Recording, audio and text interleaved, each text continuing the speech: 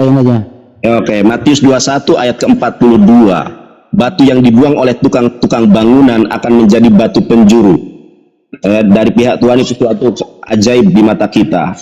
Siapa batu penjuru tersebut nih? Sudah bisa nih ya. Mohon maaf teman-teman kalau boleh ditambah ya, sorry ya. Baru bisa nih ya. Kata Yesus kepada mereka, belum pernahkah kamu membaca dalam kitab suci, batu yang dibuang oleh tukang bangunan telah menjadi batu penjuru. Hal itu terjadi dari pihak Tuhan, suatu perbuatan ajaib di mata kita. Kenapa batu penjuru itu menjadi suatu perbuatan ajaib yang dikerjakan Tuhan di mata kita, saudara? Karena bangsa-bangsa itu, nabi-nabi itu dari bangsa Israel rata-rata. Tetapi Tuhan di ayat ke-43 akan memberikan risalah yang akan dibawa oleh sang batu penjuru itu kepada Nabi Muhammad SAW. Makanya saudara, kalau kita lihat di ayat ke-44-nya itu ditambahkan ayat palsu, saudara. Nih saya tunjukkan ya, Matius 21. Nih coba lihat. Ayat ini tidak terdapat dalam naskah-naskah yang paling baik sehingga kiranya tidak asli. Kitabnya saja sudah tidak asli, bagaimana dengan ajarannya, saudara? Nah, saya sebutkan satu hadis di dalam hadis yang sahih, Rawahu Bukhari ya, saudara, Rawahu Bukhari atau Rawahu Muslim. Rasulullah SAW pernah bersabda, perumpamaanku dengan nabi-nabi sebelumku seperti orang yang sedang membangun rumah yang sangat bagus. Tiba-tiba orang mengitari rumah tersebut dan mengatakan, alangkah indah batu ini, alangkah indah rumah ini, alangkah indah bangunan ini. Namun sayang sekali nih, di pojok sana kok kosong, kok tidak ada batu penjuru. Kata Rasulullah SAW, akulah labinah itu, akulah batu penjuru itu, tidak ada nabi setelah aku. Disitulah kenapa di dalam bahasa Ibraninya tertulis legoi, bukan goyim. Mana ya tadi ya? Ini teman-teman ya. Ini saya tidak ngarang ya teman-teman ya. Legoi. Herdi, datanya dari mana Herdi? Nih. Datanya dari, nah dari ini ya. Teman-teman bisa cek ya. Ini New Testament di dalam bahasa Ibrani yang buat orang Kristen sendiri.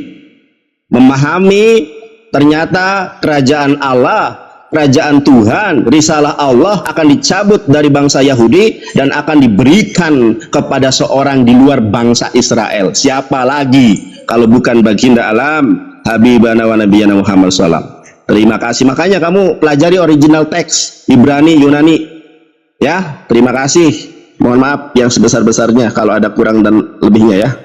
Oke Bang Nandar, selesai, kembali ke Bang Herdi, monggo. Oke, besarkan layar saya bro. Jadi kawanku Nandar ini diskusi ya kayak berdiskusi dengan orang yang gak ngerti ya. Dia larikan kurios ke teos. Jadi gini ya, saya kasih tahu bro Nandar ya, bahasa Yunani itu tidak ada spesifik tentang penyebutan Tuhan atau kurios, itu nggak ada. Jadi kurios itu bisa untuk manusia, bisa untuk Tuhan. Tidak seperti bahasa Ibrani maupun Aramaik. Kalau Ibrani dengan Aramaik itu spesifik. Kalau Ibrani itu Adonai. Kalau Aramaik itu Maria. Yang Anda bawa tadi Theos. Theos itu diterjemahkan dari Eloah, Allah, Elohim. Itu Theos. Nah, kalau Anda mau minta dalilnya di mana Yesus itu Theos, bilang saya bawakan. Tetapi jangan tabrakan seolah-olah bahwa Tuhan itu Theos. Ya gitu bro. Nah Markus 12 ayat 29 ini kurios nih. Shema Yisrael ya, sorry saya bacakan dalam lafal Ibrani.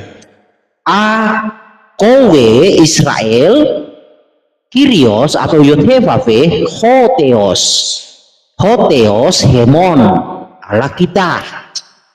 Yod-Heh-Vav-He Kyrios Heis Estin ya, Heis Estin Ehad. Nah itu pakai kata Kyrios nih, Yod-Heh-Vav-He ini ketif kere, jadi Kyrios. Nah hal yang sama Kyrios nih ya di Lukas 2 ayat 11 lahir itu apa? Kyrios juga tuh. Nah jadi kalau mau bawa ke Yunani, itu Yunani tidak spesifik membedakan penyebutan tentang Tuhan. Karena Yunani itu kata Kyrios itu umum sifatnya, buat manusia, buat Tuhan juga bisa. Tetapi kalau you bawa ke dalam ranah Theos, Yesus itu bukan Theos, wah salah. Roma 9 ayat 5. Nih, kalau Yesus itu Theos nih. Saya kasih nih, mau Yesus Theos, bisa saya buktikan. Nih, Roma 9 ayat 5, exon ho Christos, to kata sarka, ho on epi panton Theos. Jadi Yesus adalah Theos. Itu loh bro. Jadi janganlah bro tidak mendidik seolah-olah Theos dengan Kurios itu sama. Itu Kurios dengan Theos itu dua kata yang berbeda. Nah Theos Ayat berapa itu? Coba lihat. Roma 9 ayat 5 nih, Roma 9 ayat 5. Mereka adalah keturunan-keturunan bapa leluhur yang menurunkan Mesias dalam keadaan rupa, ya, seperti rupa yang di atas segala-gala sesuatu. Ia Mesias itu adalah Theos yang harus dipuji sampai selama-lamanya. Amin. Itu loh. Jadi janganlah, tadi saya bawa Aramaik Pesita dengan perbandingan juga bro. Jadi perbandingan Markus 12 ayat 29 tentang Shema Yisrael, oh sorry, saya lafalkan dengan ini ya, Ibrani. Jadi bunyinya Shema Israel, Maria, Alahan. Ya, Elohenu kalau di dalam Aramaik itu Alahan. Maria itu kalau dalam Hebrew Yothivavi Ehad. Nah di dalam Aramaik Hadu. Jadi Shema Israel, Maria Alahan, Maria Hadu. Jadi gitu loh bro. Tadi Anda larikan ke Theos. Theos itu tidak pernah diterjemahkan dari kata Adonai, nggak ada. Jadi kata Adonai itu adalah Kurios dan Yod-Heh-Vav-He itu dilafalkan belum bro? Sudah habis waktunya. Habis waktunya. Oh ya silakan. Penekanan ini data yang lu bawa menghancurkan Tritunggal. Iya jelas karena Tritunggal tidak percaya Yesus itu Yod-Heh-Vav-He. Oke, yang esa di situ siapa? Yang tunggal di situ siapa, Yang tunggal ya Yesus itu, bro. Oke, thank you. Dijawab. Makasih. To the point kalau Herdi menjawab itu, teman-teman. Sekarang giliran Bang Juma, baru ke Bang Hanso kalau mau. Bang Juma, silakan. Bang Zuma open mic, Bang. Iya, jadi yang saudara bawa ajaran Roma mengatakan Yesus itu adalah Theos, itu sah-sah saja. Yang Anda bawa adalah kitab Roma. Memang di situ dikatakan keturunan bapak-bapak leluhur yang menurunkan Mesias dalam keadaannya sebagai manusia. Yes, itu ajaran Paulus untuk jemaat di Roma, bahwa Theos menjelma menjadi Yesus, menjadi manusia. Makanya agama daripada Roma itu adalah agama Kristen, karena mereka menganggap dewa mereka nusul menjadi manusia. Apa di situ dikatakan? Theos ini tuh sembahan siapa? Theos ini sembahannya Bani Israel atau sembahannya Romawi Yunani? Sembahannya Romawi Yunani. Jadi ketika dikatakan bahwa dia berubah, ia adalah Theos yang dipuji selama-lamanya, dia adalah Theos. Theos ini siapa? Dewa. Dewanya siapa? Dewanya Bani Israel. Makanya Romawi dan Yunani jelas kan menuhankan Yesus yang adalah jelmaan dari Theos mereka. Betul? Betul. Tidak ada masalah di sini. Tapi ini adalah ajaran di luar daripada cakupan ajaran para nabi-nabi Yahudi kepada Bani Israel.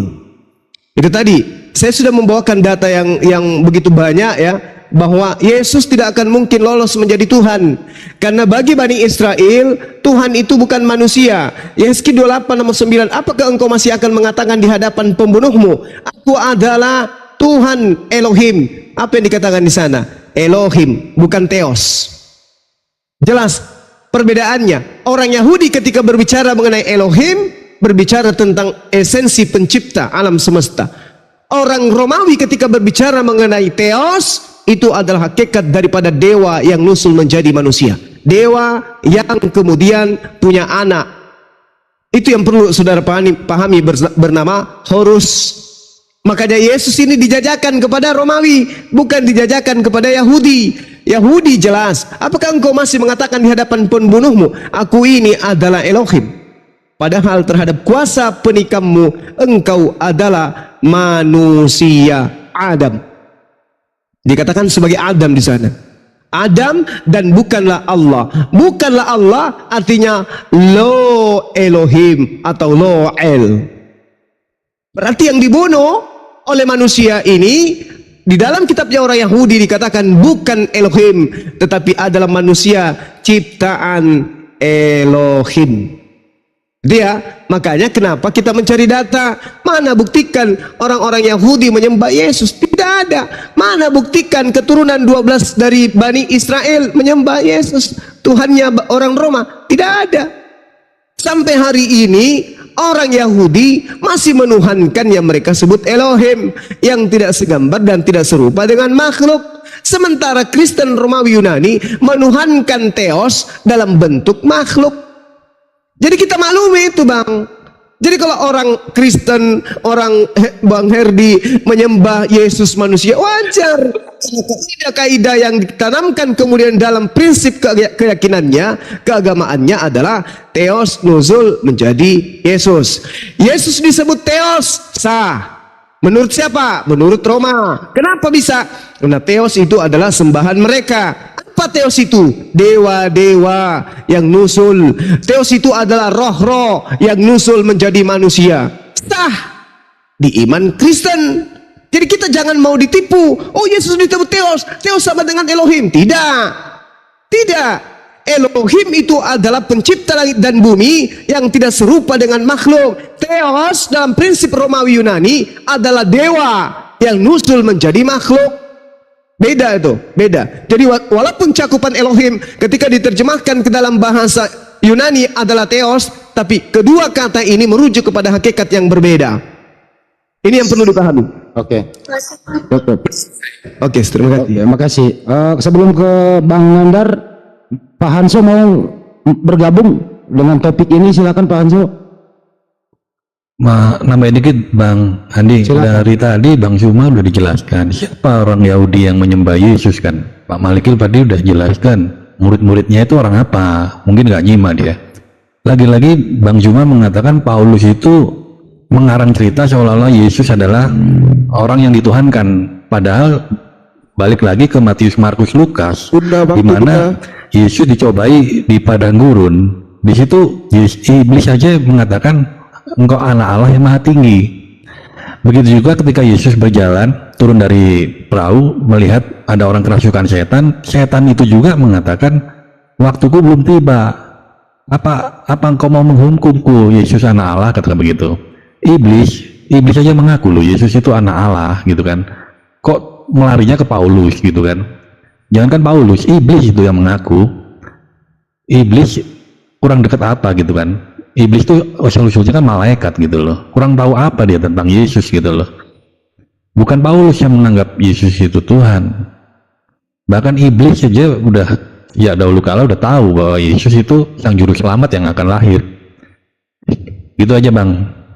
Bang Hanso, setujukah Anda kalau yang esa itu Yesus yang disembah kaum Bani Israel? Setuju atau tidak? Setuju? Oke, bisa cari datanya di mana kalau Yahudi, kalau Tevila menyembah Yesus, ada data? Terus Datanya kan gitu, nggak bisa dikirim. Ya. Biarin ya. Ada data Nggak apa-apa. kalau mereka Tevila menyembah Yesus, ada data?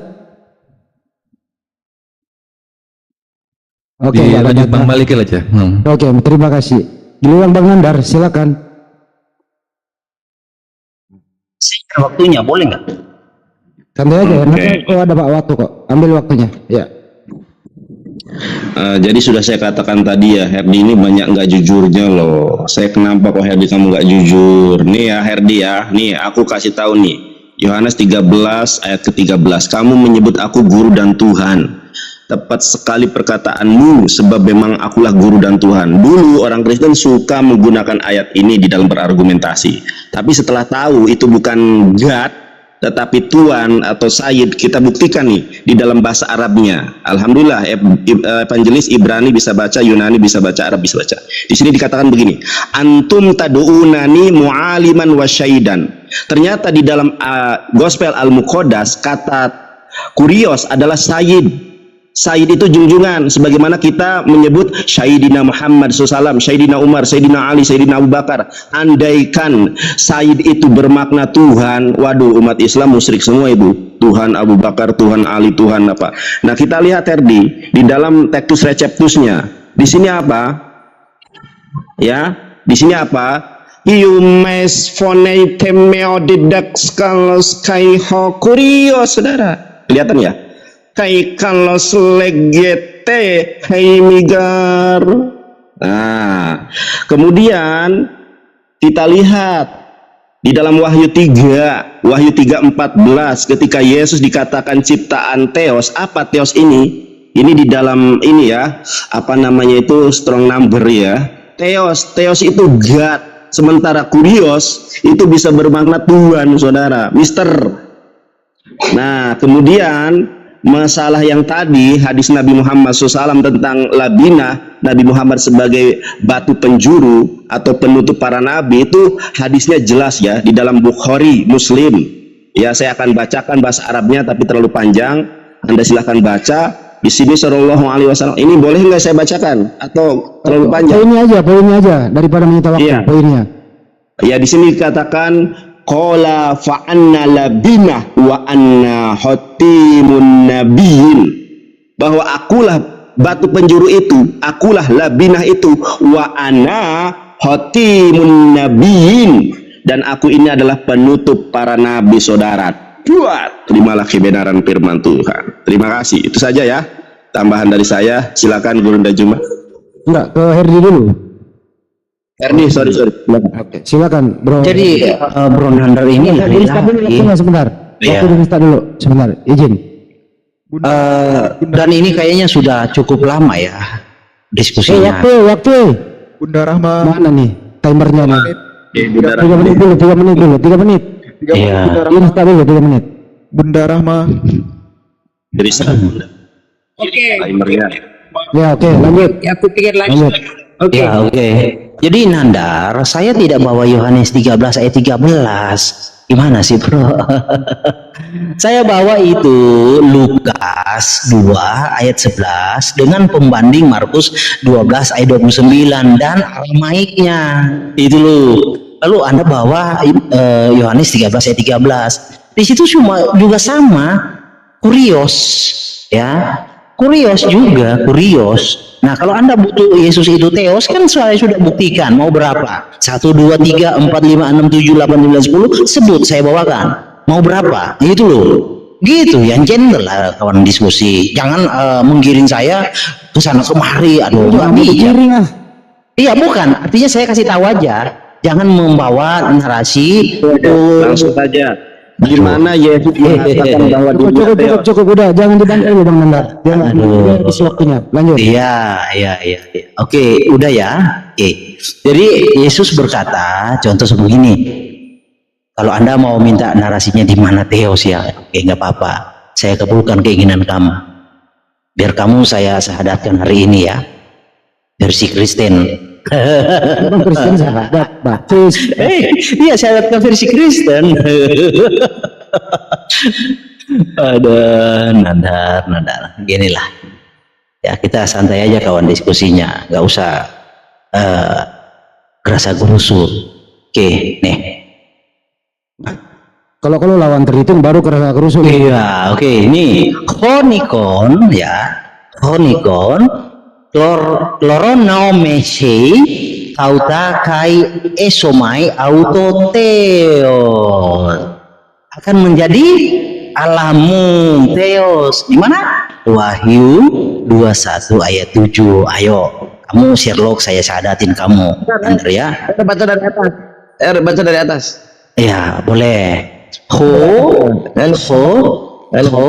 Honikon. Nah, kleronomesi tauta kai esomai auto Theos. Auto itu kepadanya. Theos kepada Theos. Bukan berarti Yesus adalah Theos. Gimana? Gimana kamu? Wah, Esomai auto. Ya, Esomai auto. Esomai auto. Teos, Jangan ya dipotong, kan? jangan dipotong. Kepada Yesus. Ini di bagian mana ini? Biar dulu Iya, aja. iya, jangan dulu potong, santai kawan. Nanti bro kritik kalau memang ya saya hadirkan terjemahannya ya. Ini kalau kita mau adu kritik teks, nanti waktu saya terbuang percuma kawan. Ya, Wahyu 21 ayat 7 nih, oke.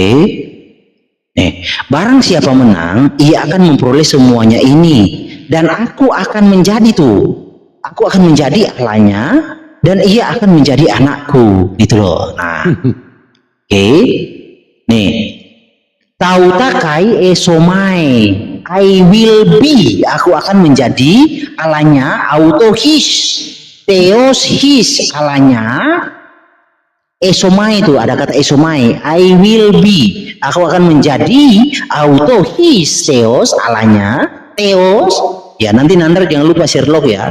Jangan bawa saya ke kritik teks. Waktu saya habis bro. Kai autos estai moi huyos. Nah oke. Cukup. Saya nggak akan koreksi lagi tentang ini ya Aramaik karena Nandar tidak ada argumentasi. Sebentar bro. Saya dipotong tadi.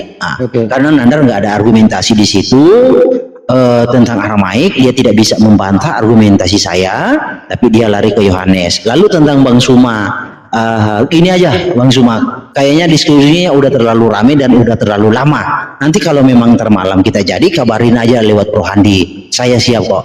Tetapi intinya kawan, saya tidak pernah menggugat keimanan Anda. Anda mengimani apapun silakan. Yang saya klarifikasi di sini, ketika Anda masuk ke ranah Alkitab, di situ saya harus koreksi loh kawan-kawan. Soal Anda beriman kepada siapa, saya tidak mempermasalahkan itu kawan ya. Silakan, kita adalah orang merdeka, bebas menentukan sikap. Oke. Jadi tugas Anda Saya setelah ini sudah ya bro. izin Mir. Tugas Anda adalah persiapkan data kalau Yesus itu yang Maha Esa. Siap. Siapkan data kalau Yesus Maha Esa, Ya. apa yang Yesus lakukan sehingga dia Maha Esa. Oke, nanti kapan-kapan topiknya itu, tapi ntar malam topiknya adalah apakah Yesus dengan Isa oknum yang sama, itu topiknya. Nggak bisa nggak Anda sebutkan satu aja kalau Yesus Maha Esa, apa yang dia lakukan? Satu aja. Yang dia lakukan, dia menyelamatkan semua manusia, gitu. Oke. Yang pencipta juga alam semesta. Ya jelas. Dia gini ya. Jadi Yesus itu adalah Tuhan yang bertanggung jawab, bukan Tuhan yang nggak ada tanggung jawabnya tuh. Jadi dia manusia juga, pencipta Adam. Iya, makanya saya jelaskan. Udah Jadi dia menciptakan, dia menjaga, dia memelihara. Ketika ciptaannya jatuh ke dalam dosa, dia pula yang menyelamatkan. Itu. Cukup, Bang Juma. Oke ya, Bang Suma. Saya izin dulu bro. Saya mau mau kerjakan sesuatu. Ntar malam kalau memang Bang Suma siap, ya kabarin aja lewat Bro Andi. Oke, baik. Ya, Bang Juma, udah cukup. Yesus itu Tuhan yang Maha Esa, pencipta langit dan bumi, pencipta Ya, manusia. nanti Bang Suma kantor aja, saya tunggu argumentasi Bang Suma mengkantor ini, nggak masalah, saya tunggu. Setelahnya saya izin turun. Oke. Lanjut, Bang Juma. Boleh? Boleh, silakan. Lanjut, thank you. Lanjut, Bang Juma. Iya, jadi ketika dikatakan Yesus itu pencipta, maka sejatinya dia bukan makhluk. Ya, tapi faktanya dia makhluk. Dia ada keluar dari rahim seorang wanita. Berarti dia bukan pencipta, tetapi dia ciptaan. Hanya doktrin dan dogma yang bisa mengatakan Yesus itu pencipta. Karena menganggap bahwasanya Yesus itu adalah Tuhan. Jadi logika apapun yang kemudian disandarkan kepada Yesus yang adalah makhluk ini, itu tidak akan pernah bisa mendudukkan Yesus itu sebagai pencipta, karena dia adalah makhluk berupa manusia. Yang disebutkan Tuhan pencipta itu diterangkan di dalam kitabnya orang Yahudi.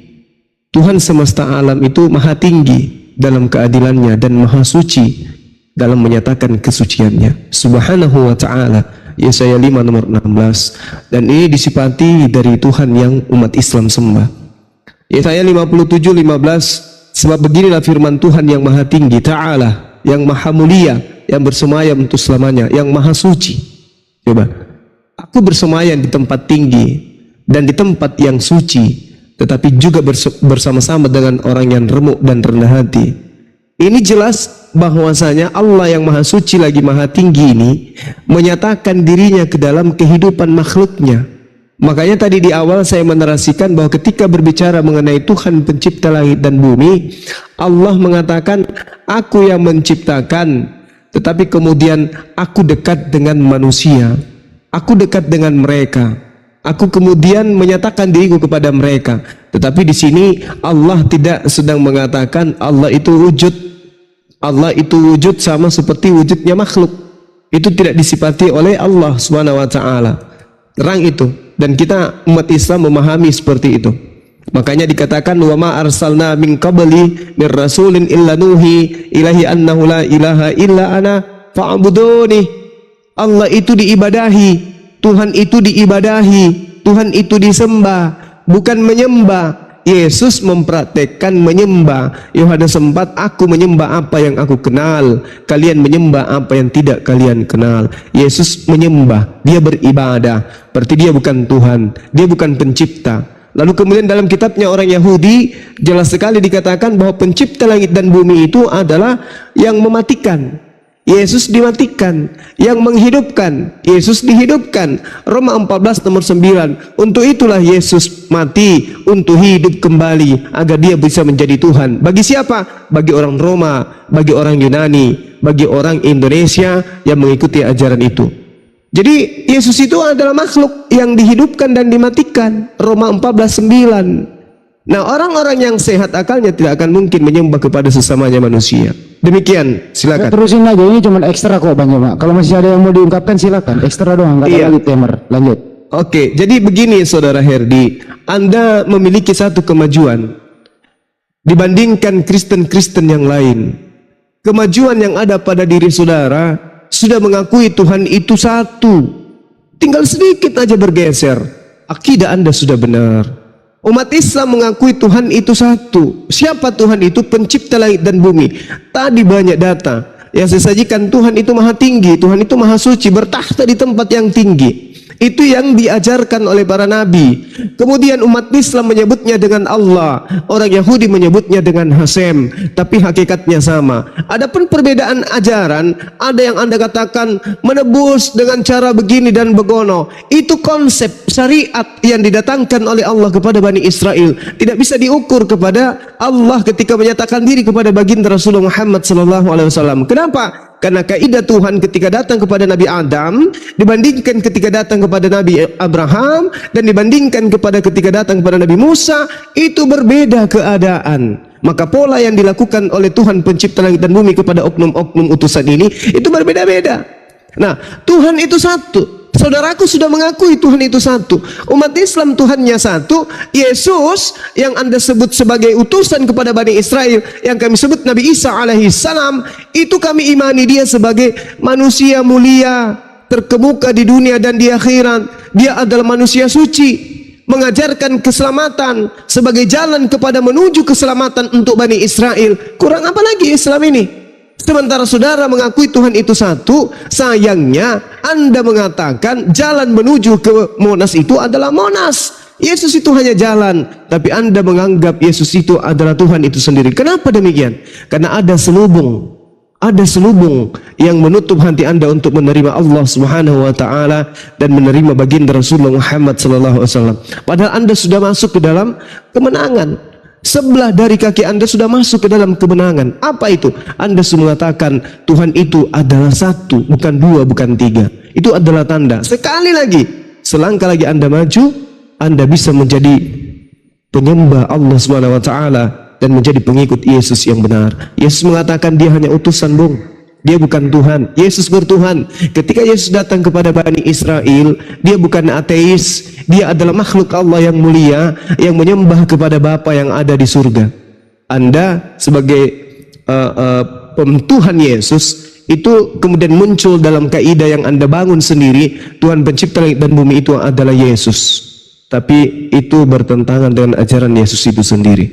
Demikian dari saya, semoga saudara Herdi bisa memahami bahwa Tuhan itu cuma satu, Tuhan yang disembah umat Islam itu cuma satu, wujudnya ada tapi tidak bisa digambarkan seperti makhluk, karena Tuhan kita adalah Tuhan, Tuhan kita bukanlah makhluk yang bisa digambarkan oleh logika manusia dalam bentuk wujud, dalam bentuk-bentuk seperti yang kita inginkan, itu hanyalah makhluk. Sementara Yesus mengatakan, Bapa yang mengutus aku, engkau tidak pernah melihatnya, wajahnya pun tidak bisa kamu suaranya pun tidak bisa kau dengarkan. Terakhir, di dalam 1 Timotius 1 nomor 17, 1 Timotius 6 nomor 16, ini berkesesuaian dengan hakikat daripada Allah. Apa itu?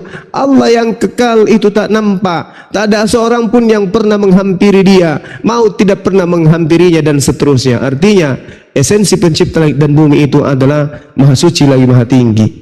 Demikian. Sementara saudara Herdi, insya Allah lanjutkan perjuanganmu, patahkan semua argumentasi Kristen yang mengatakan Tuhan itu tiga. Tuhan itu cuma satu, yaitu Allah yang maha suci lagi maha tinggi. Tinggal selangkah lagi Anda akan menjadi seorang muslim. Demikian. Bagaimana penekanan? Terima kasih. Ya, saya juga ingin turun. Memang Tuhan itu satu. Ya, menurut kawan muslim adalah Allah, menurut saya Yesus. Nah, itu aja. Jadi kita diskusi santai aja. Jadi ntar malam kalau memang jadi kabarin Bang Handi, Bang Zuma. Oke, sip. Oke, thank you. Saya izin turun ya host, thank you atas waktunya. Rohanso saya duluan ya. Rohanso, Nandar. Oke, jangan lupa Nandar Sherlock. Saya mau sadatin Nandar. Masih ada anak-anak. Oke. Aku mau dengarkan. Sudah, saya izin turun ya. Ya, oke. Bang Nandar sebentar. Saya ke penekanan dulu ke Bang Juma sebentar aja. Kalau tadi Bang Juma mengatakan RD itu maju selangkah, Tuhannya sudah esa, tapi sayangnya menurut Bang Juma salah Tuhan. Apa alasannya Bang Juma? Kalau Yesus itu esa, apakah salah Tuhan atau bagaimana? Alasannya seperti apa? Bang Juma dulu deh, edukasi dulu, silakan. Open mic Bang. Bang Bang Juma. Oke, baik. Ya. Oke, tadi. Jadi yang disebut esa itu dari segala aspek, kekuasaannya, kemuliaannya, apalagi ibadah ciptaannya, apalagi wujudnya, apalagi segala sesuatu ketika memberikan perintah cuman dia sendiri dan tidak ada yang serupa, itu esa. Tidak ada yang serupa. Sedangkan kalau manusia seperti Yesus itu serupa dengan kita, berarti dia bukan esa. Dia bukan esa. Kenapa? Karena ternyata di dalam Filipi 2 nomor 7 nomor 8, dia telah mengosongkan diri menjadi sama seperti manusia. Enggak esa lagi dia, karena sama seperti manusia. Sementara yang dimaksud esa itu adalah berdiri sendiri, laisa kamitslihi syai', tidak serupa dengan apapun. Yeremia 10 nomor 6, 2 Samuel 7 nomor 22. Tidak ada yang serupa dengan Allah, tidak ada yang serupa dengan Tuhan. Jadi esa, qul huwallahu ahad, tidak ada Tuhan, hanya dia. Allahus samad, tempat bergantungnya segala sesuatu. Yesus bergantung kepada Bapa yang mengutus dia. Masya Allah. Lam yalid wa lam yulad, tidak diperanakan dan tidak beranak. Yesus diperanakan. Walam yakullahu kufuwan ahad, dan tidak ada satupun yang setara dengan dia. Yesus setara dengan kita. Di dalam Filipi 2 nomor 7, dia setara dengan manusia, berarti dia bukan Tuhan. Yang disebut esa ahad itu tidak ada Tuhan yang sama seperti dirinya, tidak ada sembahan yang sama seperti dirinya. Tuhan itu tidak kembar, apalagi menjadi sama seperti makhluknya. Tuhan tidak mungkin menciptakan Tuhan. Tuhan tidak mungkin kemudian membuat makhluknya setara dengan dirinya, nggak mungkin. Kalau ada Tuhan, ada sembahan yang menciptakan makhluk untuk dituhankan selain dirinya, itu tidak disifati oleh pencipta langit dan bumi. Itu hanya disifati oleh ajaran paganisme, politeisme, Hellenisme, Stoa. Tidak diajarkan ajaran tauhid, tidak diajarkan oleh para nabi. Demikian Bang Handi. Takbir, Masya Allah. Allahu Akbar. Bang Yo. Masya Allah. Bang Yo, silakan Bang Yo. Semua boleh berbicara di akhir sesi. Si Herdi ini memang nggak jujur ya teman-teman. Banyak dari awal itu banyak tidak jujurnya. Makanya saya berharap dan mudah-mudahan suatu saat memang si Herdi insya Allah mendapatkan hidayah karena sudah meninggalkan berhala nisme ya, putri tunggal ya. Jadi di Wahyu 21 ayat ke-6, jadi dia langsung lari ke ayat ke-7 ya. Langsung lari ke ayat ke-7, tidak membaca ayat ke-6-nya. Jadi ayat ke-6 itu firman-Nya lagi kepadaku, semuanya telah terjadi, aku adalah Alfa dan Omega. Jadi yang mengatakan aku adalah Alfa dan Omega itu adalah Allah, mengacu kepada firman-Nya, mengacu kepada di sini nih, kai heifen moi legonen ego aimi, berfirmanlah dia kepadaku, berkata kepadaku. Ini senada dengan Quran surat Toha ayat ke-14 loh. Nah, makanya di Quran surat Toha ayat ke-14, coba perhatikan ya di sini. Innani annallahu la ilaha illa anna fa'budni wa aqimis salata lidzikri. Innani, sesungguhnya aku ini Allah. Ini kalau sudut pandang umat Islam seperti sudut pandang si Herdi, maka gawat ini teman-teman. Karena yang mengatakan ini siapa? Nabi Muhammad. Tapi di atasnya kan diwahyukan kepadamu. Jadi ini adalah wahyu Allah yang menjelaskan bahwa innani anallahu la ilaha illa ana fa'budni wa aqimis sholata lidzikri, sama dengan Wahyu 21 ayat ke-7. Dia ingin memframing dengan membaca ayat ke-7 tanpa membaca ayat ke-6. Lagi pula teman-teman, Wahyu, kitab Wahyu ini adalah kitab yang dikarang oleh seorang tua yang namanya Yohanes, entah itu Yohanes yang mana, yang diisolir di Pulau Patmos. Ini juga bukan perkataan Yesus sebenarnya, tapi diakui atau tidak, Wahyu 3 sering kali saya sampaikan, tidak masalah ya teman-teman ya, untuk edukasi.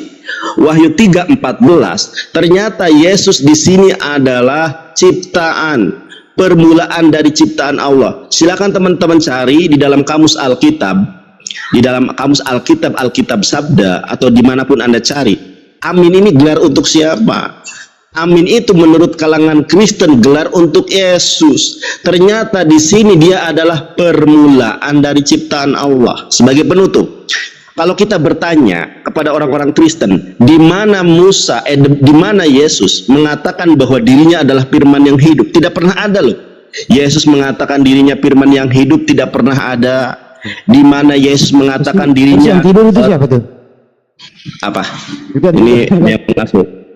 Iya, saya tutup nama aja. Di mana Yesus mengatakan bahwa dirinya Elohim menjelma menjadi manusia, tidak ada.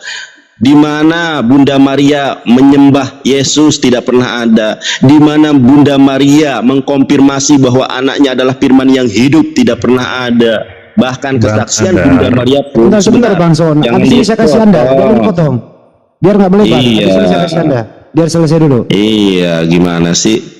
Aduh, sampai lupa aku.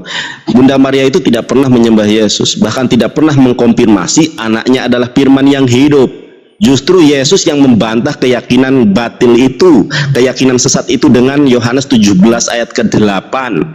Segala firman yang telah engkau sampaikan kepadaku ya Allah, aku telah menerimanya dan aku pun telah menyampaikan kepada para muridku dan mereka pun menerimanya. Kalau Yesus adalah firman yang hidup yang diyakini oleh Kristen, tidak usah lagi dia nerima firman saudara, karena dia adalah firman itu sendiri. Tapi pada kenyataannya dia menerima firman. Terima kasih.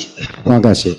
Bro Hanso, Anda boleh bicara, silakan buktikan kalau Yesus itu Tuhan yang Maha Esa. Silakan. Nah, tadi kan poinnya, kenapa teman-teman nggak mau ngambil ayat di mana Yesus dicobai gitu loh? Kenapa teman-teman Muslim tidak mau mencari? Kenapa kok iblis ini sempet-sempetnya mau-maunya mencobai manusia gitu loh? Kenapa nggak digaris underline-nya di situ teman-teman? Kenapa kok selalu carinya yang fitnah Paulus lah, yang Paulus yang menuhankan? Tugas Anda membuktikan, Bro Hanso, tugas Anda membuktikan Yesus itu Tuhan yang Maha Esa. Silakan. Tanpa aku buktikan Tuhan Maha Esa, dia udah Tuhan bro.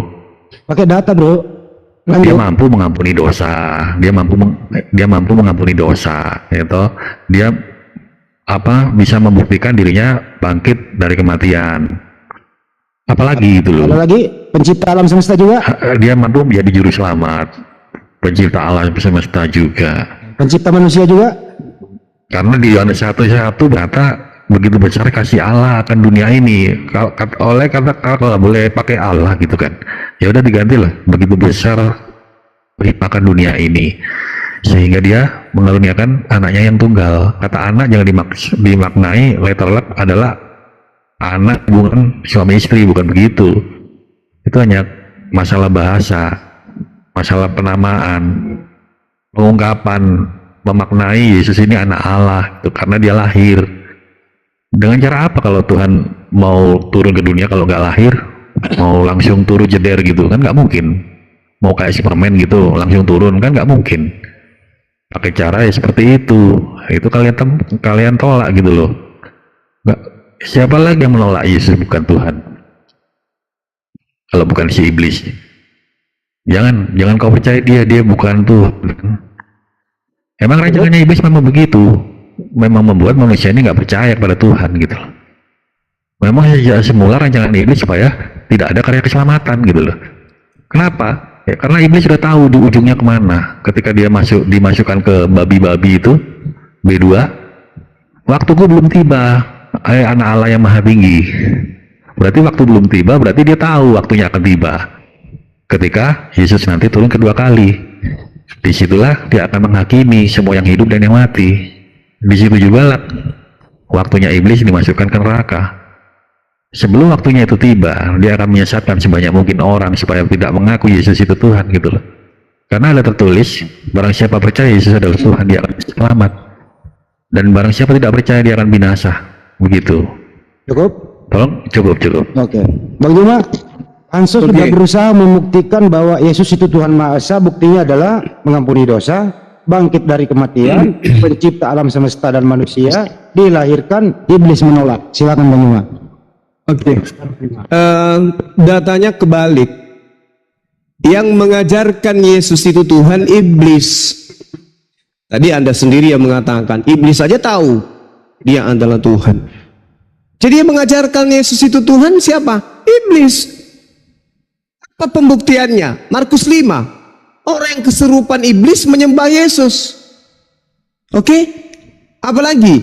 Kisah para Rasul 16 yang menyatakan kepada dunia bahwa Paulus itu adalah utusan yang maha tinggi. Siapa? Iblis. Jadi ketuhanan Yesus yang memproklamirkan adalah iblis, kerasulan Paulus yang memproklamirkan juga adalah iblis. Yang mengimani ajaran Yesus adalah Tuhan, Paulus adalah rasul, adalah pengikut iblis. Anda percaya kepada iblis? Gimana toh? Sementara kalau Anda berdasarkan Yesus itu mengampuni dosa, di mana dalilnya? Tunjukkan satu data aja Yesus mengampuni dosa itu tertulis di mana? Paling juga kitab Lembaga Kitab Indonesia. Gak ada itu Yesus mengampuni dosa, gak ada. Lalu kemudian Tuhan mengatakan jangan mengusir orang yang kuurapi. Apa itu diurapi? Mesias. Mesias adalah orang yang diurapi. Artinya jangan kau mengusir Yesus. Jangan kau berbuat jahat kepada nabiku. Siapa yang nabi? Yesus. Seperti Yesus jangan diganggu. Yesus nabi, dia Mesias. Jangan kau ganggu, kata Allah. Apa kata iblis? Ini benar, apakah benar Yesus ini adalah Mesias? Karena ada tertulis, Tuhan tidak ingin Mesiasnya diganggu. Ayo kita coba ganggu Yesus, betulkah dia Mesias? Maka iblis datang mencoba Yesus. Buang dirimu ke bawah. Sebab ada tertulis, jika benar engkau adalah manusia yang diurapi Tuhan, maka Tuhan akan mengirim malaikatnya agar menatang engkau di tangannya agar kakimu tidak terantuk kepada batu. Apa yang terjadi? Ternyata benar-benar ada tertulis di Mazmur 91. Tuhan tidak menginginkan terjadi apapun kepada Mesiasnya. Maka benarlah Al-Quran dengan mengatakan sang Mesias diselamatkan. Karena ternyata Tuhan memang marah. Di dalam Keluaran 23 nomor 7, jangan kau membunuh orang yang tidak bersalah. Yesus bersalah enggak? Kagak. Kalau dia bersalah, kalau dia tidak bersalah berarti dia tidak boleh dibunuh. Yes. Makanya orang-orang Romawi, Yahudi melakukan kesaksian-kesaksian palsu agar sang Mesias ini dibunuh.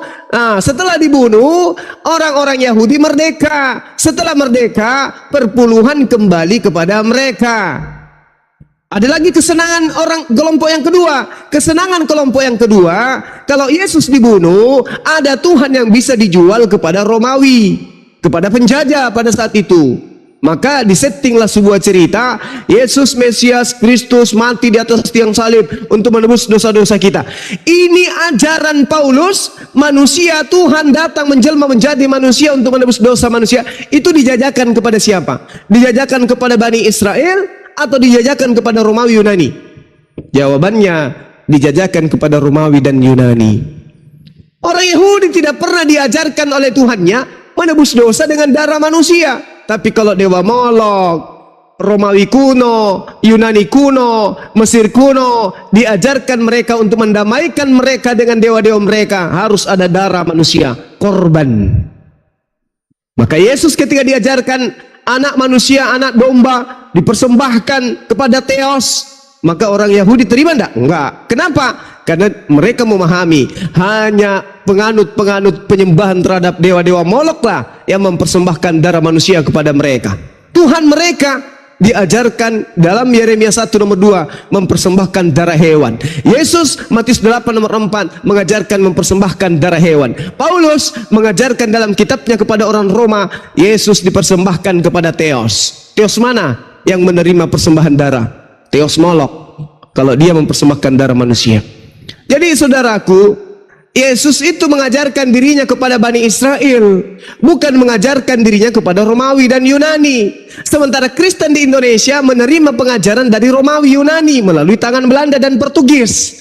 Tidak ada orang Yahudi yang datang ke Indonesia mengajarkan Kristen, nggak ada. Mana? Siapa namanya Rabi Yahudi yang datang ke Indonesia mengajarkan Kristen? Rabi siapa? Rabi siapa kira-kira? Fernandes, Fernobes, Ekrenius. Nggak ada Rabi yang mengajarkan kekristenan itu. Yang mengajarkan Kristen di Indonesia adalah orang-orang bule dari Barat, Belanda, Portugis. Demikian. Saya bisa bicara? Topiknya apa yang Anda ketahui? Ini topiknya gini ya. Enggak, yang saya mau telusuri kata-katanya bahwa Belanda membawa pasti jangan naruhkan di sini.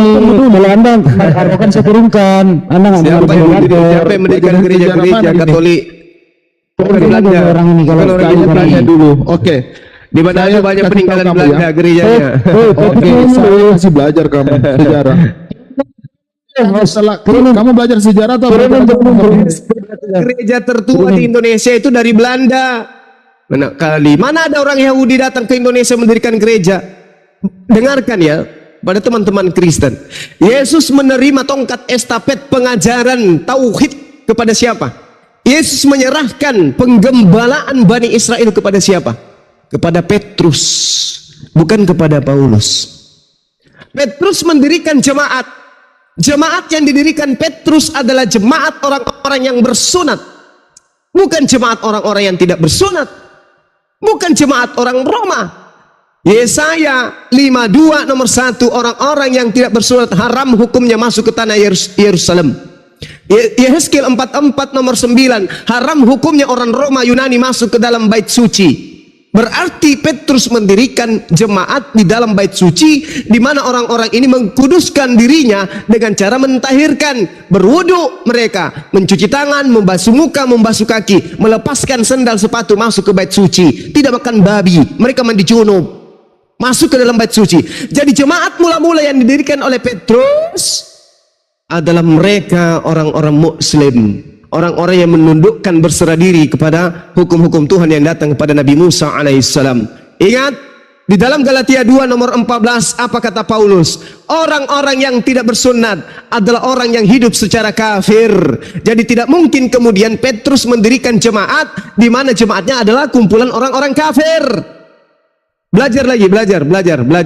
Orang-orang kafir itu adalah orang yang tidak bersunat. Kata siapa? Kata Paulus. Mana dalilnya? Yohanes 2 Galatia 2 nomor 14. Kalian bersunat? Bersunat? Tidak bersunat. Kalian menurut Paulus apa? Orang kafir. Laknatullah alaih. Demikian. Oke, sebentar. Sekarang gilirannya Pak Hanso, tolong ya yang baru naik, nggak dipersilakan bicara, tapi dengarkan dulu topiknya apa, jangan langsung nyeruduk. Ini pakai adab di sini gitu loh. Makanya diturunkan yang tidak mau diatur. Silakan Bang Hanso. Iya. Gimana tadi? Nggak nyambung Zuma ini, nggak nyambung. Apa yang dibahas gitu kan. Tadi kan udah dijelaskan. Kenapa kok iblis ini mencobai gitu loh? Kan dikatakan, Yesus menjawab, ketika rubahlah roti ini jadi, batu ini jadi roti. Karena ada tertulis, apa yang kamu ucapkan akan terjadi. Tetapi Yesus menjawab, jangan kau mencobai Tuhan Allahmu, gitu kan. Di situ menarasikan Yesus itulah Tuhan yang sedang dicobai gitu loh. Aku ini Tuhan, jangan kau cobai aku, begitulah kata-katanya. Sampai 3 kali bahkan pengulangan itu.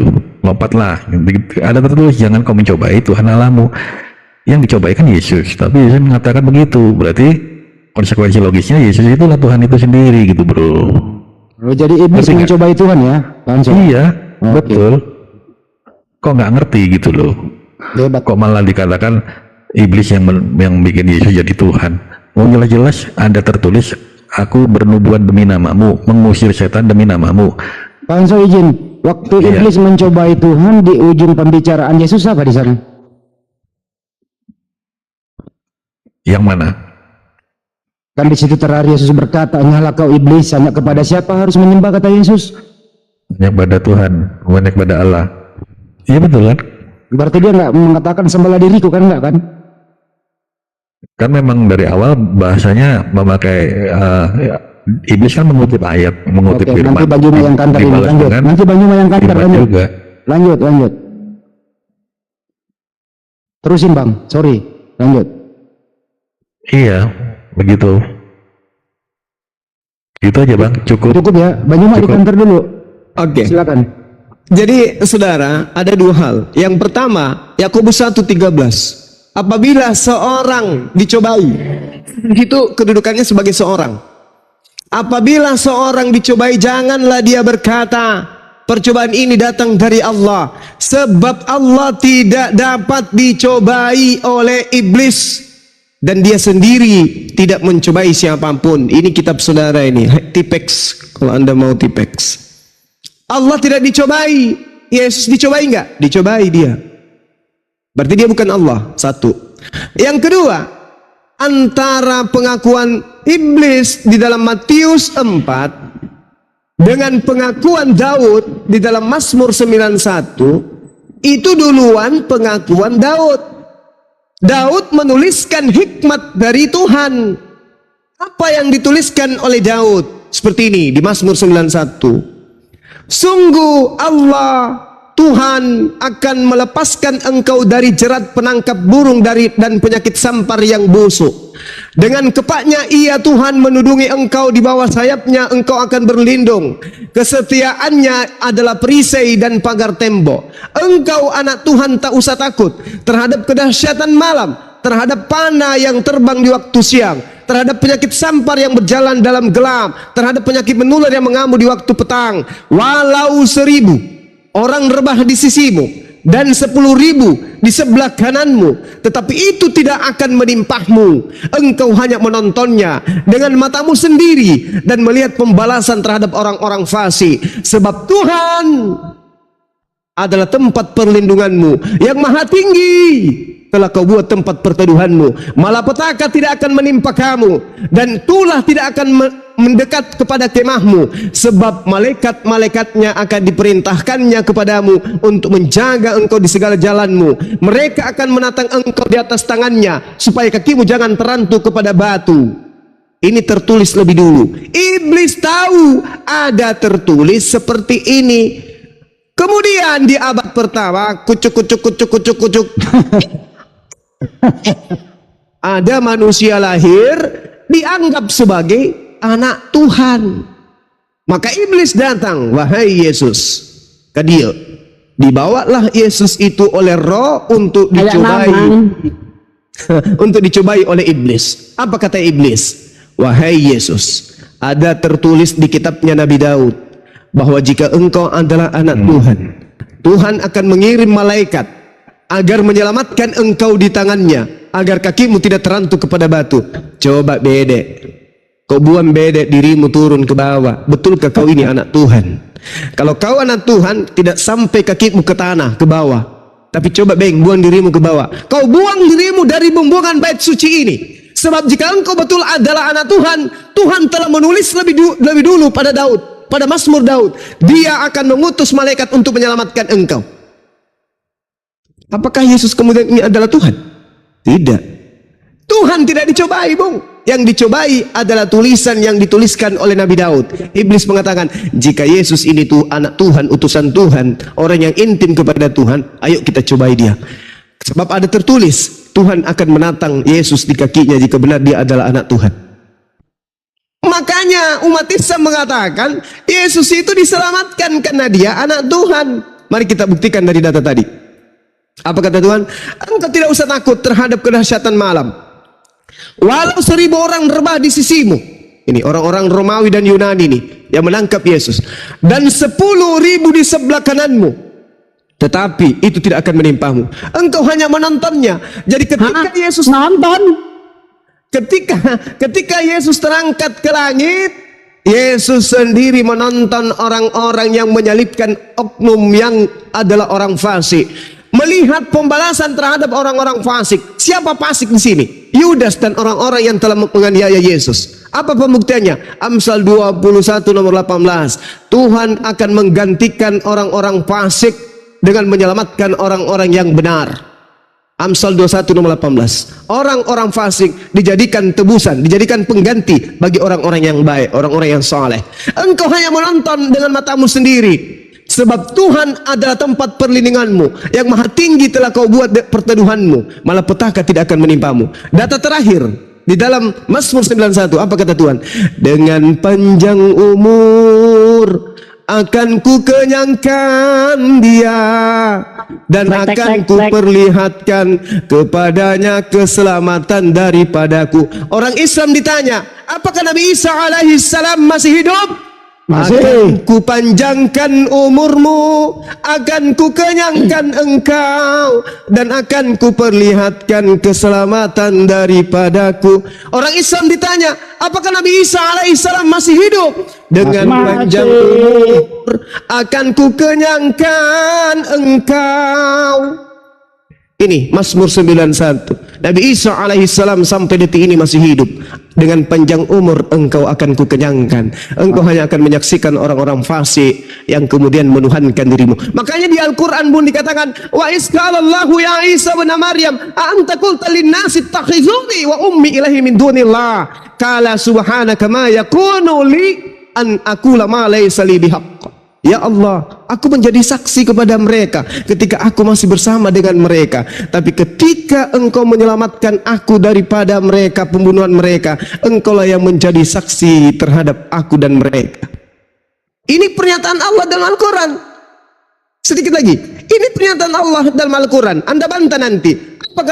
Apa kata Nabi Isa alaihissalam? In kuntu qultu faqad alimta. Ta'lamu ma fi nafsi wa la ta'lamu ma fi nafsi innaka anta 'allamul ghuyub. Wahai Tuhanku, Engkau yang mengetahui apa yang ada pada diriku, dan aku tidak mengetahui apa yang ada padamu. Sungguh Engkaulah yang maha mengetahui hal-hal yang gaib. Sesungguhnya aku mengajarkan kepada mereka, maqultu lahum illa ma amartani bi ani a'budullah rabbi wa rabbakum wa kuntu alaihim syahida ma dumtu fihim falamma tawaffaitani kunta antar raqiba alaihim wa anta ala kulli syai'in syahida. Wahai Tuhanku, aku dulu waktu hidup di dunia kau utus kepada Bani Israel, yang kuajarkan kepada mereka adalah sembahlah Allah Tuhanku dan Tuhanmu, dan aku menjadi saksi terhadap Hawariun. Selama aku bersama di tengah-tengah mereka, aku yang menjadi saksi terhadap mereka. Maka setelah engkau mengangkat aku ke langit, engkaulah yang mengawasi mereka, dan engkaulah yang maha menyaksikan atas segala sesuatu.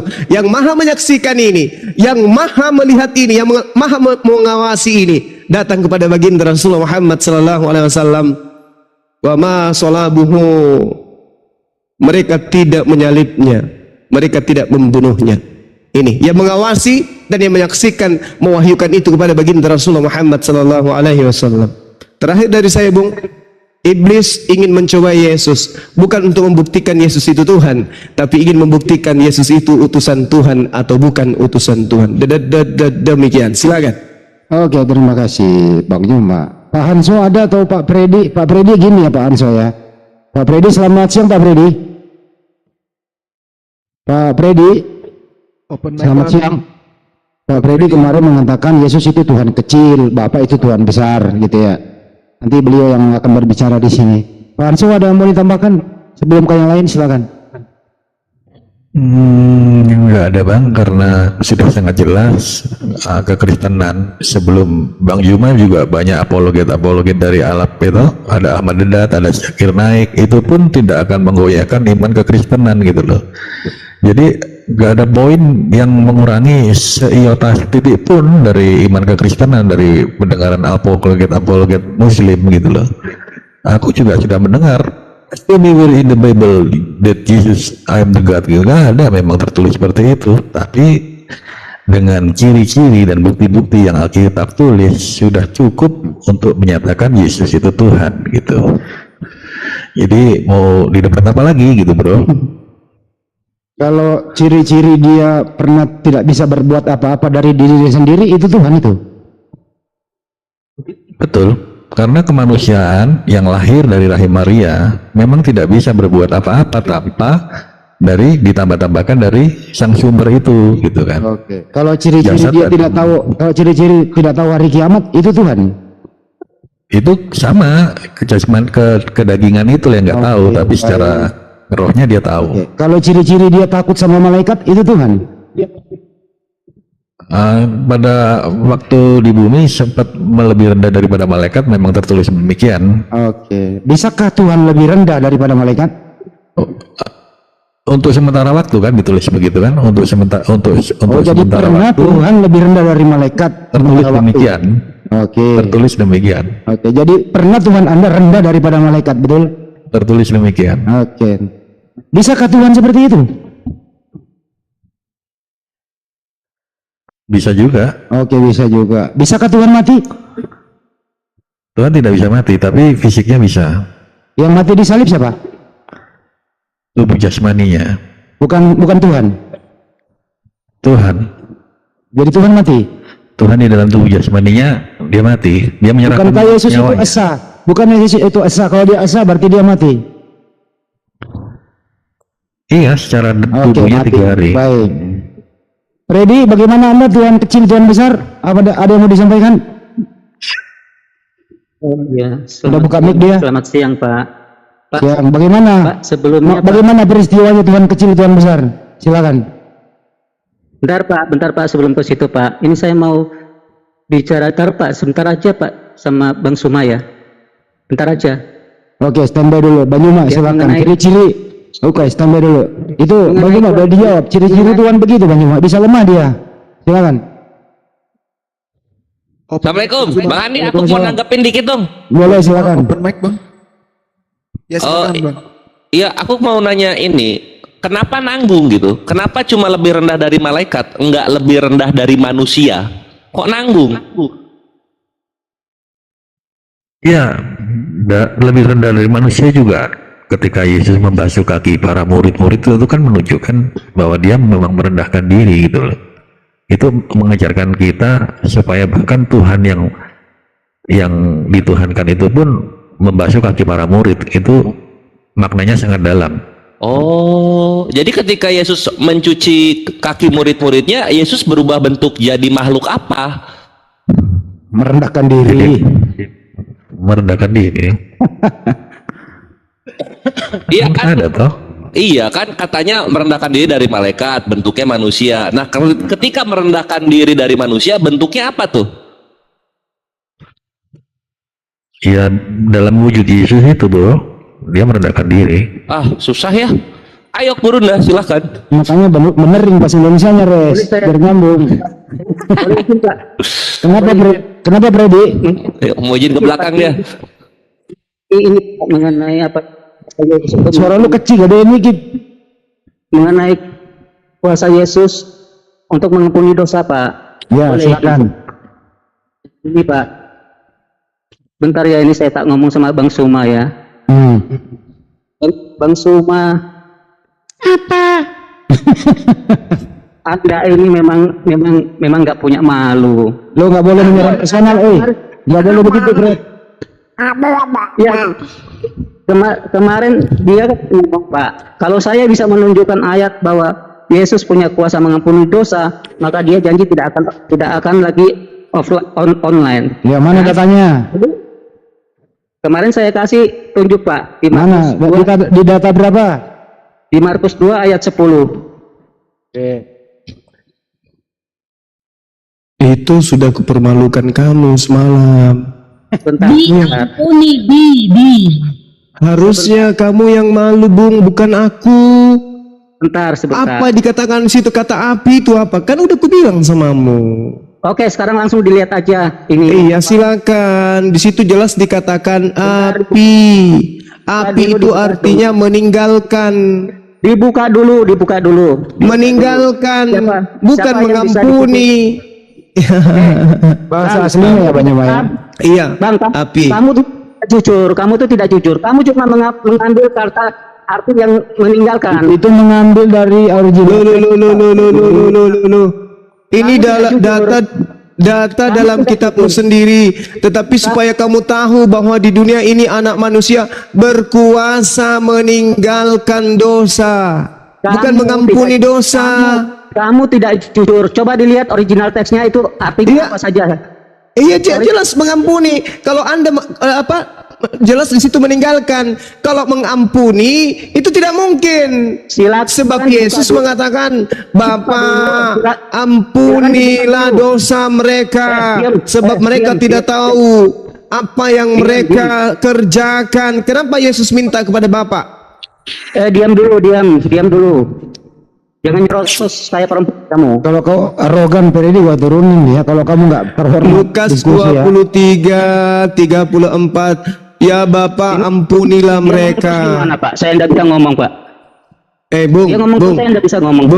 Bung, saya katakan kepada saudara, di dalam pengajaran kitab saudara, Lukas 23:34, Yesus berdoa kepada Tuhannya, Tuhan ampunilah mereka. Di dalam Lukas 23:34, aku tidak dapat berbuat apa-apa dari diriku sendiri. Artinya Yesus tidak bisa mengampuni dosa. Makanya di dalam Markus 2 nomor 10 itu, di situ dikatakan mengampuni dosa itu salah terjemah. Harusnya meninggalkan dosa. Yesus berkuasa meninggalkan dosa. Sama seperti saya juga berkuasa meninggalkan dosa. Kamu tidak jujur. Arti di bahasa aslinya itu selain di situ ada. Oke, udah cukup. Selain di situ meninggalkan bukan mengampuni. Ini diskusi yang baik-baik.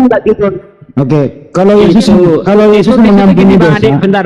Ya. Itu di situ dikatakan dosamu sudah diampuni, bukan dosamu sudah aku ampuni. Ya. Bukan, Pak, Markus. Iya, itu Markus 2 ayat 5, dosamu sudah diampuni, bukan dosamu aku ampuni. Coba dibaca baik-baik. Salah, Pak, bunyinya bukan begitu, Pak. Ya, baca Bang Andi. Dia ngambilnya data nomor 10, tapi di situ bahasa original teksnya ada api. Api itu artinya meninggalkan. Meskipun di situ bisa diartikan mengampuni, tetapi Yesus justru berdoa kepada Tuhannya untuk Tuhannya itu mengampuni. Di sini aja, Bang, fokus di Kalau Anda mengatakan, dengar, kalau Anda mengatakan Yesus, fokus Markus 2 ayat. Oh, stop. Kenapa ini hilang suaranya, Bang Yuma? Jangan main report. Bang Zuma. Jangan main report. Iya. Bang Zuma. Iya. Cek. Ya. 1, 2. Bagus. Nah, Lanjut. Di dalam kitabmu sendiri, Yohanes sendiri jelas mengatakan, jika engkau mengampuni dosa saudaramu, Bapakmu yang ada di surga juga akan mengampuni dosa-dosamu. Matius 6. Berarti siapapun bisa mengampuni. Maka yang dikatakan Maha Pengampun itu hanya Tuhan. Saya bisa mengampuni dosamu. Kalau kamu curi ayam saya, ya, terus kamu minta Bang maaf, Juma. saya ampuni dosamu. Itu maksudnya. Kalau Anda mengatakan Yesus itu berkuasa mengampuni dosa, itu keliru. Di situ berkuasa meninggalkan dosa, itu baru tepat. Karena Yesus mengatakan, aku tak dapat berbuat apa-apa dari diriku. Masa dia maha pengampun? Belajar lagi, Fred. Oke, cukup ya. Pak Hanso, kalau Yesus Siap, bisa mengampuni dosa, dengar dulu Pak Hanso. Kalau Yesus bisa mengampuni dosa waktu hidup, kenapa mesti mati lagi mengampuni dosa? Kenapa harus 2 kali? Jadi Ayo. harus 2 kali. Oh, Kenapa 2 harus 2 kali? Karena gini Bang Hadi, kematiannya itu bukan untuk saat itu saja, tapi kekal. Jadi untuk orang-orang yang akan lahir di masa depan, untuk kita-kita ini juga. Biarin aja, nggak usah, biarin. Terusin. Iya. Jadi ketika mengampuni dosa di zaman Yesus itu person by person, jadi tatap langsung. Oke, ketika ada perempuan berzina, siapa yang nggak berdosa lempar dulu. Nah kan, begitu juga aku tidak akan melempari kamu. Pergilah, jangan berbuat dosa lagi. Itu sudah mengampuni. Ketika Yesus disalib, kenapa kok harus disalib? Itu untuk orang-orang yang di masa depan, untuk orang-orang abad seperti kita ini. Jadi Anda sekarang hari ini, Anda berdua Kristen ini nggak punya dosa lagi? Dapat dari mana itu? Nggak apa-apa, biarin. Pak Hanso, Anda hari ini punya dosa nggak? Iya. Loh, katanya Namanya manusia. katanya udah. Dia diampuni itu dimateraikan, bro. Jadi kita yang percaya, memang karya salib adalah kebodohan bagi orang yang nggak percaya. Memang Kata siapa? kita ini menurut Kata kalian siapa? orang bodoh gitu. Tertulis Kata siapa? demikian. Iya, kata siapa itu? Kata Alkitab berkata begitu. Memang Ini kalau- salib adalah kebodohan bagi orang yang Kata tidak percaya. siapa? Salib itu kebodohan, kata siapa? Buka ayatnya ya, tunggu ya. Iya, silakan. Memang belum, katanya udah baca. Masa Saya ayat itu tanya nggak- samamu, makanya itu kata siapa? Itu firman Tuhan, itu sabda Yesus, atau pembodohan yang dikirim ke Roma? Coba tunjukkan. Iya, Pasti itu pembodohan. 18. Apa? Pembodohan. Korintus 1:18. Itu adalah mantra-mantra yang ditulis Paulus untuk Oh, orang yang ada di Galatia sana. Bukan untuk Bani Israel itu. Sekarang Gini begini, ya, sekarang kalian begini, jangan- Bung. jangan- Begini Hanso. Kalau ajaran tumbal manusia itu diajarkan oleh para nabi, dengarkan. Nabi mana yang pernah mengajarkan membunuh manusia untuk tumbal dosa? Silakan. Memang tidak ada, tapi di dalam perjanjian lama setiap orang yang contohnya setiap orang selesai. yang melakukan berdosa, Makanya Ayub aku bilang, ya, contohnya agama Ayub. Romawi itu adalah agama independen yang diajarkan oleh orang-orang Farisi untuk Romawi dan Yunani. Diambil kitabnya Yahudi, ditempelkan di situ supaya dianggap ajarannya itu berasal daripada Tuhan. Padahal penyaliban manusia bernama Yesus dituhankan menjadi Tuhan kemudian, itu adalah pekerjaan Paulus yang dijual ke Roma. Roma berkesesuaian dengan ajaran nenek moyang mereka. Makanya konsep itu diambil, diterima.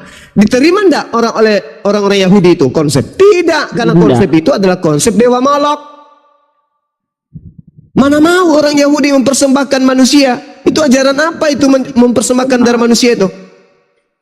Ajaran apa? Ajaran dewa-dewa Molok. Mempersembahkan darah manusia untuk roh-roh. Itu ajaran kalian yang berasal dari Romawi, Yunani. Tidak diajarkan oleh para nabi gitu loh. Tak tahu malu. Terus Iya, aku betul. nambah ini supaya makin malu Betul, dia guru. kalian tidak tahu malu. Penebusan dosa kok pakai darahnya manusia. Gimana Buka dulu itu? ayat 10 tadi, buka dulu. Tolong Itu Pak, darah ada Tuhan itu. bukan sih? Tuhannya berdarah. Aduh, Pak. Ya ini soal mengampuni dosa ya, mengampuni dosa Fred. Coba Fred, lihat di Yesaya 6 Fred. Ini. 2 ayat 10. Oke, kita buka dulu Markus 2:10 ya supaya lu bisa kuat imannya. Markus 2 Ayat 10. 10. Tetapi supaya kamu tahu bahwa di dunia ini anak manusia berkuasa mengampuni dosa. Kan gitu ya? Anak manusia berkuasa mengampuni dosa ya? Nah, ternyata nggak anak manusia doang yang bisa mengampuni dosa, Fred. Tapi anak serafim juga bisa, Fred. Sampai ayat 12 Bang Kores. Oh iya. Itu yang dimuliakan siapa, Yesus atau siapa itu, ayat 12? Memuliakan Allah Coba baca dong. sampai 12. Nah, bukan muliakan Yesus. Pak, jangan ke sana dulu Pak. Itu kemarin kan Loh. ngomong itu. Ya loh. Dinda Kores, Ya. tunjukkan original teksnya Markus 2 nomor 10 biar puas anak kecil ini. Mark 2:10 interlinear. Ya, Bible Hub yang kuurapi, keluarlah. Heatcha. Ini apienai. Artinya Kita buka. Ini akar katanya api. Api itu meninggalkan, memulangkan, meninggalkan, mengizinkan. jeder.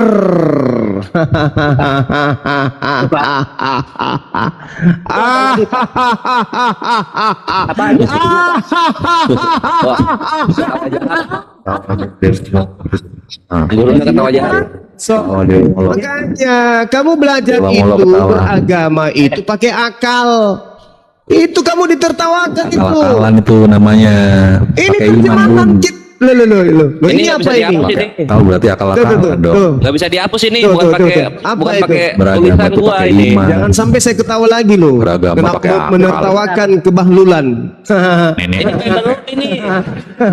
Bukan Zumahub, Bible Hub ini tuh. Allahu Akbar.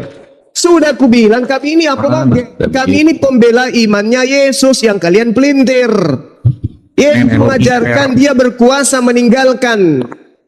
Kalian pelintir-pelintir terus kerjanya. Makanya api itu berdiri. Apologet Islam Indonesia untuk membela imannya Yesus. Siapa yang pegang? Wah, belok-belok. Wah, musiknya surga.